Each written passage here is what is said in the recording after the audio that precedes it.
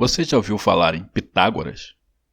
Muito provavelmente sim, mas como um nome tão popular e presente no cotidiano dos estudantes de matemática de hoje pode representar um dos maiores mistérios da filosofia de todos os tempos?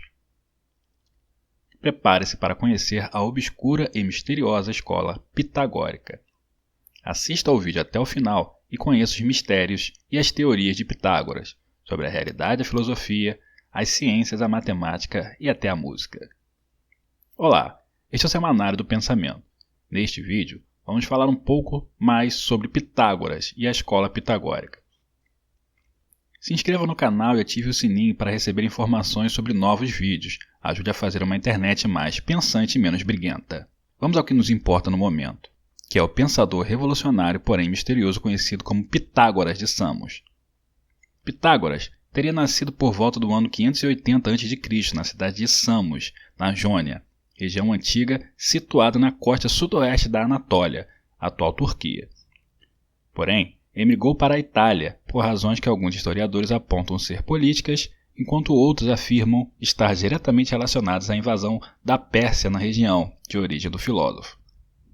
Em Crotona, na Itália, se estabeleceu e fundou sua escola, a Escola Pitagórica, uma das escolas italianas pré-socráticas. Essa escola era em si um grande mistério, pois era uma espécie de associação de caráter mais religioso do que filosófico. Suas doutrinas eram mantidas em segredo absoluto, transmitidas oralmente entre os membros desse, digamos, culto filosófico. Desta forma, os membros eram iniciados nas artes e doutrinas do grupo, que se desenvolveu como uma sociedade secreta e, por este motivo, não deixou obras escritas. Dessa maneira, sabemos muito pouco sobre seu fundador e seus discípulos. Pelos relatos históricos e pela tradição passada por gerações, Pitágoras teria sido matemático e cientista, além de uma espécie de reformador religioso. Durante sua vida, teria viajado por diversos países, tendo recebido iniciação religiosa em diversos lugares pelos quais passou. Acredita-se que tem recebido uma forte influência egípcia na concepção do seu pensamento, uma vez que acredita na imortalidade e na transmigração da alma, a metempsicose, além da importância da matemática e da geografia no seu pensamento. Em Crotona, onde se estabelecera, sua influência era tão grande que até crianças, adolescentes e mulheres iam ouvir seus ensinamentos, o que não era tão comum para a época. Talvez daí tenha surgido sua grande popularidade. Conseguiu ser seguido por 300 discípulos na cidade e estes passaram a administrá-la.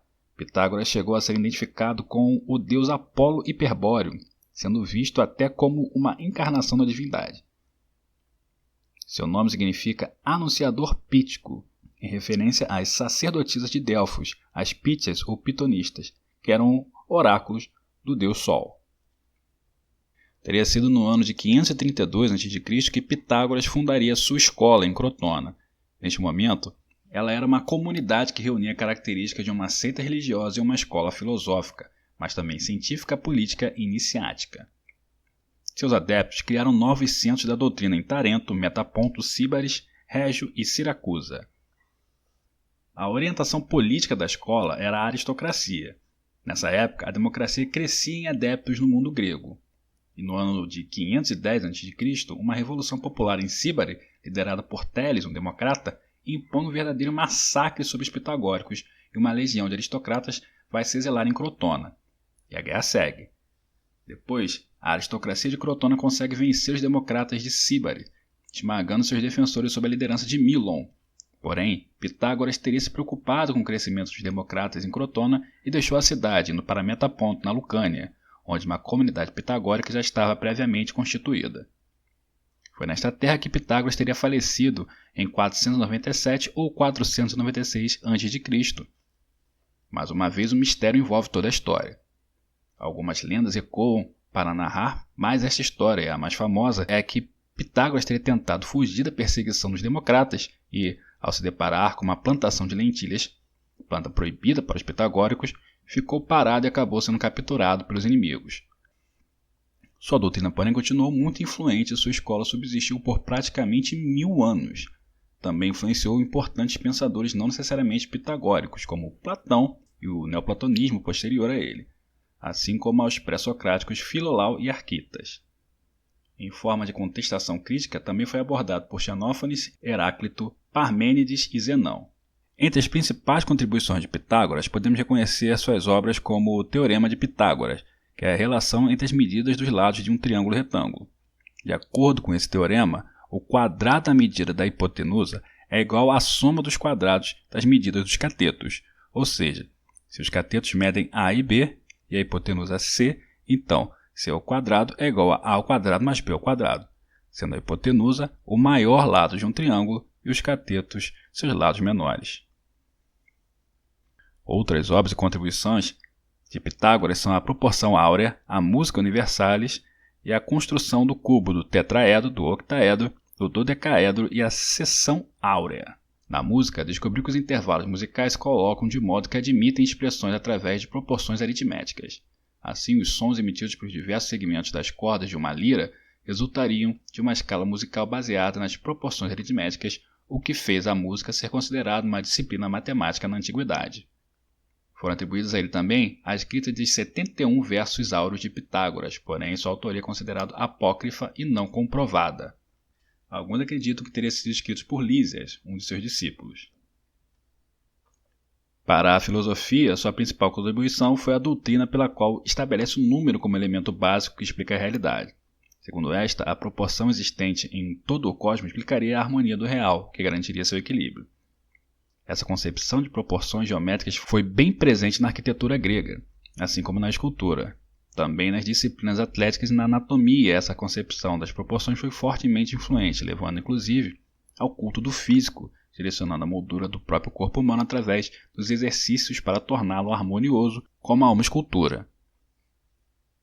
A concepção do número como elemento primordial reflete na tetractis, ou grupo dos quatro, que consiste nos 4 primeiros algarismos, 1, 2, 3 e 4, que somam 10 e que podem ser dispostos em forma triangular, simbolizando uma relação perfeita e harmônica. Os principais preceitos da escola pitagórica seriam a prática de rituais de purificação e crença na doutrina da transmigração da alma após a morte, lealdade entre os membros da escola e distribuição comunitária dos bens materiais, austeridade, asceticismo e obediência à hierarquia da escola, a abstinência do consumo de álcool e de carne, a purificação da mente pelo estudo da geometria, da aritmética, da música e da astronomia, a observação de que há uma ordem que domina o universo e o estudo e uso do som e seus efeitos sobre a psique humana. Enfim, assim conhecemos um pouco sobre Pitágoras e sua escola, tão envoltos em mistérios e lendas. E para você, o que chamou mais atenção na história deste filósofo? Os mistérios ocultos da sua comunidade, que era ao mesmo tempo uma escola filosófica, uma seita religiosa transcendental, ou suas descobertas na matemática e na geometria, que influenciaram tanto a música quanto a arquitetura e até a educação física? Para você, Pitágoras foi um popstar da antiguidade ou só mais uma lenda que reúne diversos relatos sobre pessoas diferentes? Responda nos comentários e deixe a sua curtida se o vídeo foi interessante para você. Se inscreva no canal Semanário do Pensamento e ajude a filosofia a alcançar mais gente na rede. Se mantenha pensante. Valeu!